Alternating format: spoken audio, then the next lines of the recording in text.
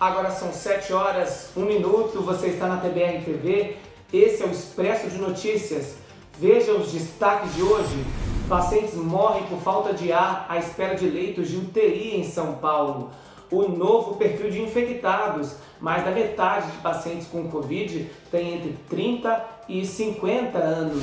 Em busca de mais vacinas, o presidente da Câmara faz apelo à China após condenações anuladas. Veja como é que fica a situação jurídica de Lula. A gente vai te mostrar o que muda com ele elegível para o cenário eleitoral de 2022. O preço do etanol já subiu 21% este ano. Cocaína no Porto de Santos, carga avaliada em 270 milhões, é apreendida. Hoje é quarta-feira, dia 10 de março de 2021. Eu sou André Padrão, este é o Expresso de Notícias.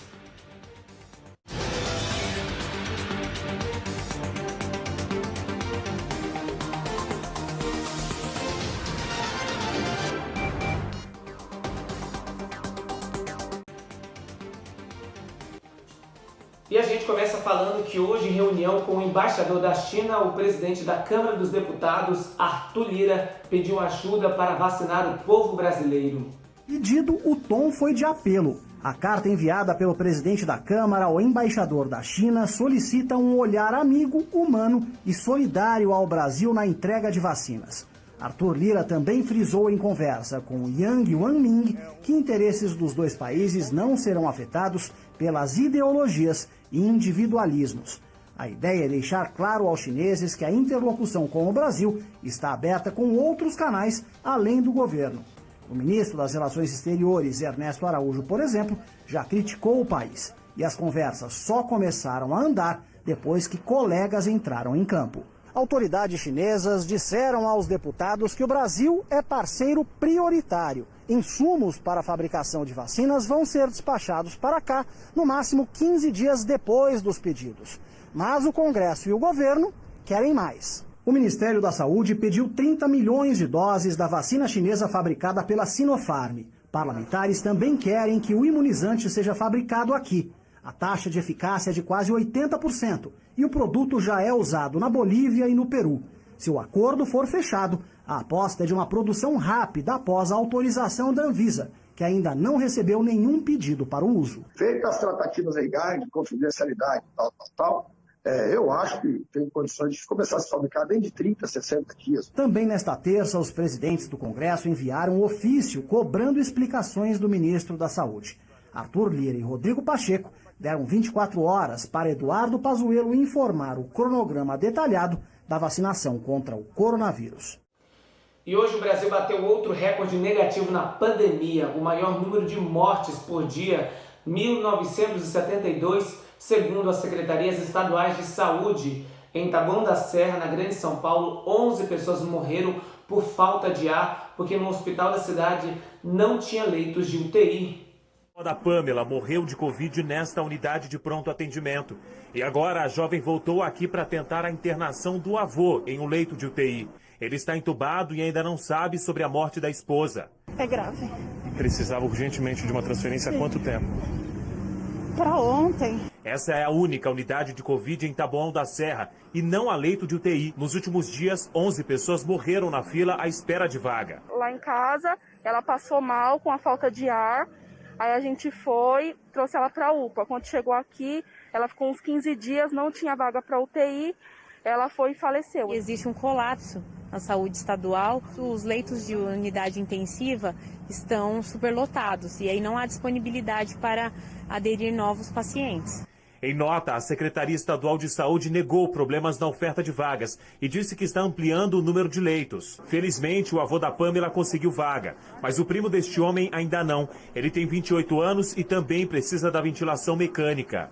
Ele está muito grave. Vai ser pai agora, acabou de consumir as coisas da vida dele e não tem o tratamento digno.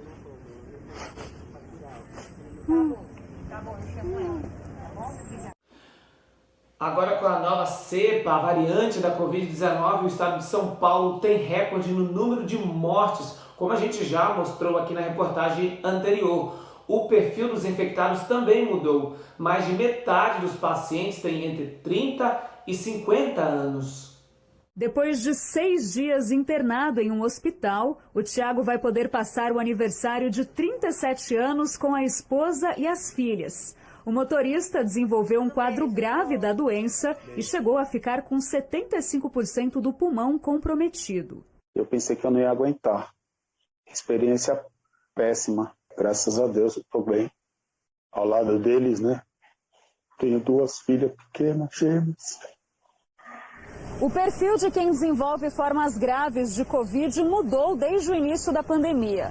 Em São Paulo, a maior parte dos leitos está ocupada por pessoas jovens e sem doenças crônicas. Segundo a Secretaria de Saúde, 60% tem entre 30 e 50 anos. Além disso, o tempo de internação nas UTIs aumentou em média 7 dias. A situação se agrava pela falta de leitos em várias cidades do estado.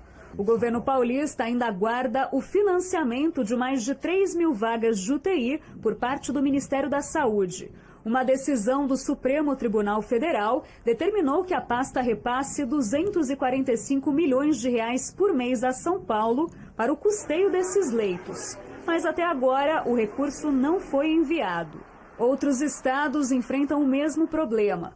Dados do Conselho Nacional de Secretários de Saúde indicam que, no Brasil, o número de leitos de UTI financiados pelo Ministério da Saúde teve queda de 71% na comparação entre julho de 2020, pico da primeira onda, e março de 2021. Com as decisões tomadas pelo Supremo ontem e hoje, como é que fica a situação jurídica de Lula? Veja agora na nossa reportagem. A decisão do ministro Fachin põe o tempo a favor do ex-presidente. O processo, que depois de anos volta a praticamente estaca zero, pode levar à prescrição de crimes imputados a Lula já a partir do ano que vem. Como ele tem mais de 70 anos, os prazos caem pela metade, o que possibilita a candidatura do petista em 2022. Pela experiência que eu tenho nos tribunais, não existe nenhuma possibilidade de ter um julgamento em segundo grau até o processo eleitoral do ano que vem. Pelas redes sociais, o ex-coordenador da Operação Lava Jato, Deltan Dallagnol, também reconhece a chance de Lula não ser julgado antes da eleição do ano que vem. Quando alguém pratica um crime, desde esse momento começa a contar a prescrição. A prescrição começa a correr do fato. Aí ela é interrompida pela primeira vez com o recebimento da denúncia. Esse é o primeiro marco interruptivo da prescrição. A prescrição zera e passa a correr durante o curso do processo. E aí o segundo marco é a sentença penal condenatória. Então, se ele for condenado, aí zera de novo a prescrição. As 4 ações de Lula foram enviadas à primeira instância da Justiça Federal em Brasília. Edson Fachin decidiu que os crimes precisam ser julgados no lugar em que aconteceram os fatos, e Lula é acusado de ter praticado corrupção e lavagem de dinheiro enquanto era presidente da República. O novo juiz responsável pela análise dos casos é quem vai decidir quais provas seguem válidas ou não. Ele pode até mesmo rejeitar as denúncias. Em entrevista à Rádio Bandeirantes, o ministro Marco Aurélio criticou a decisão de Fachin. Isso foi péssimo, já que a sociedade fica realmente decepcionada. Depois de tantos procedimentos, voltasse à estaca zero e iniciasse novamente a tramitação desses processos crime. Com a decisão monocrática do ministro do STF, Edson Fachin, veja agora o que muda na corrida presidencial de 2022, porque Lula, no momento, está elegível e é um provável presidenciável para a próxima eleição. Interessados em participar da corrida presidencial em 2022 se apressaram em se manifestar nas redes sociais, a começar pelos 2 nomes fortes do PSDB.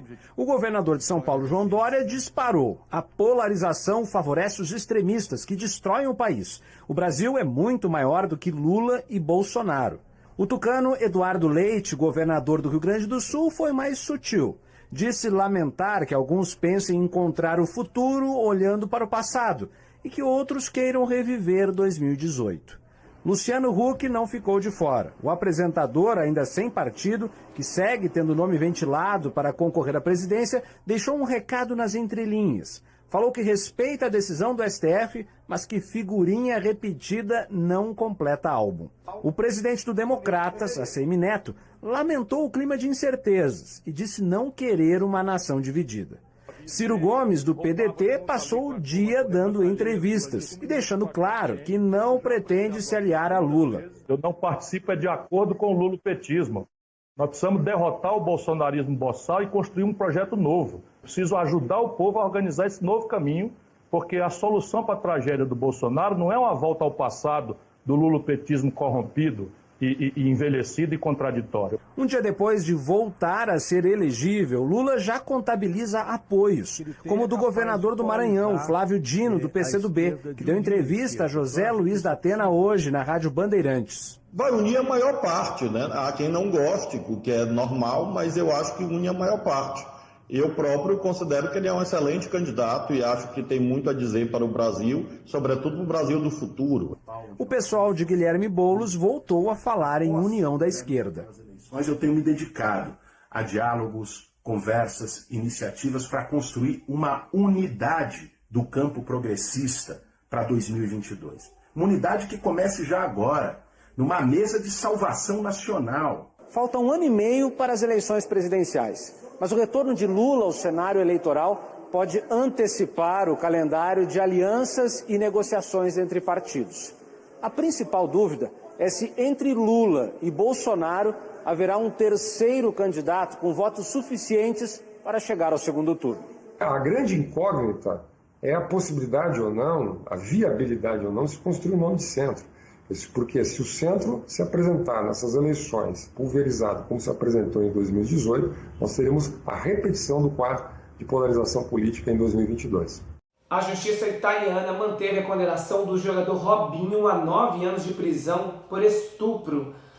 Robinho foi condenado em segunda instância pela Corte de Milão em dezembro do ano passado por crime de estupro cometido em 2013, mas o teor da sentença só foi revelado hoje. O então jogador do Milan, Robinho, e mais 4 pessoas, 3 delas não identificadas pela Justiça da Itália por violentar uma mulher embriagada em uma casa noturna. Gravações de conversa do jogador com amigos após o crime levaram o tribunal a ressaltar o desprezo de Robinho pela vítima, que foi brutalmente humilhada. Os advogados de Robinho têm 45 dias para apresentar recurso na Corte de Cassação, a terceira e última da instância da Justiça italiana. O Expresso de Notícias vai para um breve intervalo, a gente volta daqui a pouco. Você vai ver que o etanol já subiu 21% este ano, uma carga avaliada em 270 milhões. É apreendida no Porto de Santos com droga. Eu volto já, agora são 7 horas e 17 minutos.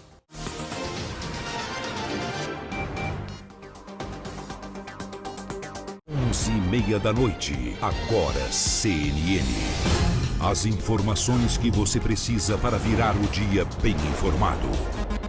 Agora CNN, ao vivo, nesta segunda, 11h30 da noite.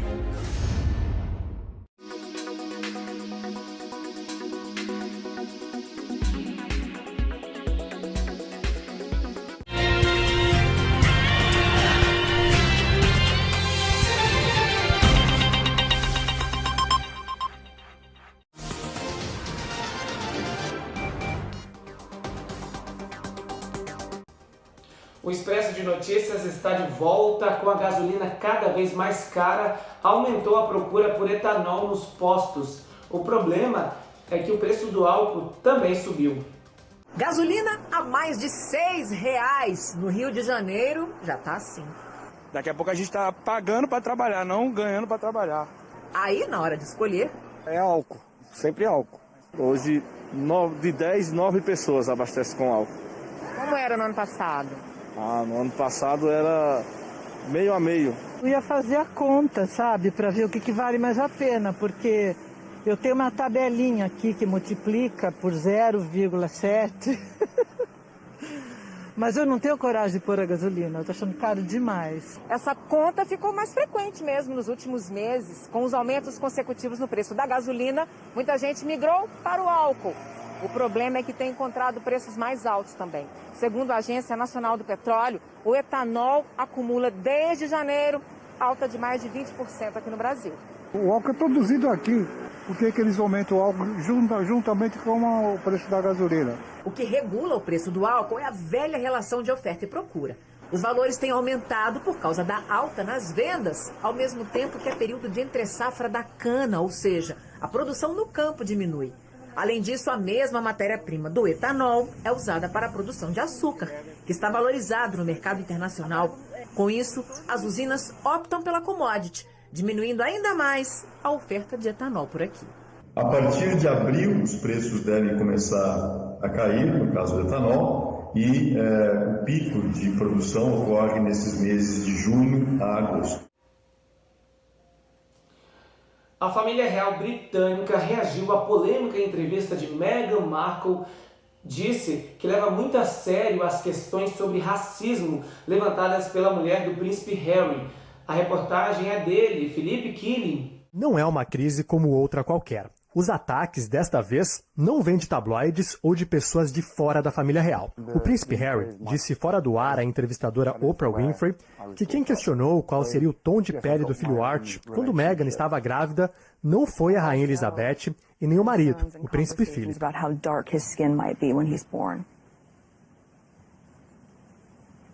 What? Depois de muita pressão, o Palácio de Buckingham quebrou o silêncio. Por meio de uma nota curta, afirmou que toda a família ficou triste ao saber de todo o sofrimento que Meghan passou. Sobre o racismo, diz que é algo preocupante e que será resolvido internamente.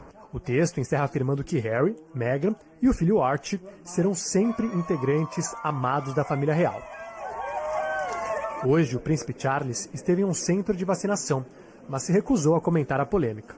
A família real é uma instituição de 1.200 anos, financiada com dinheiro público e que sobrevive há tanto tempo por ter um forte apelo popular.